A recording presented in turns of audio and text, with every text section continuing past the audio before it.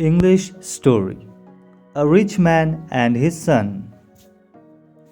A rich man's son was graduating college. For months, the son was asking his father for a new car, knowing that his father had more than enough money. When graduation day came, the young man's father called him into the study.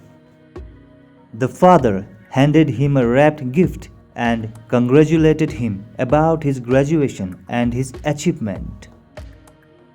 Looking disappointed, the son opened the gift to find a lovely leather bound journal with the young man's name embossed on the cover. He angrily raised his voice, threw down the journal, and stormed out.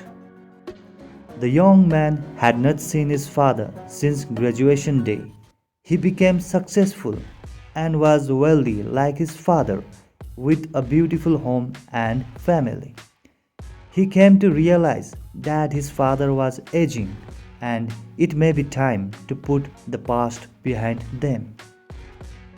Just then, he received a message that his father had passed and he had to return home to take care of the estate.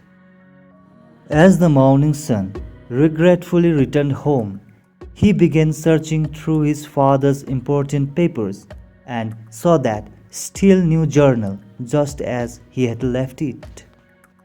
He opened it, and as he flipped through the pages, a car key dropped from the back of the journal. A dealer tag was attached to the key that read, "Paid in full." Wherever this car takes you, write about it to remember it forever. Love that. Moral of the story. No matter what you expect, be grateful for what you are given. It may be more of a blessing than you think. If you found value in this story, please share so we can make more. Thank you very much for watching. Keep listening, keep reading, and keep learning English. God bless you all. Have a wonderful day.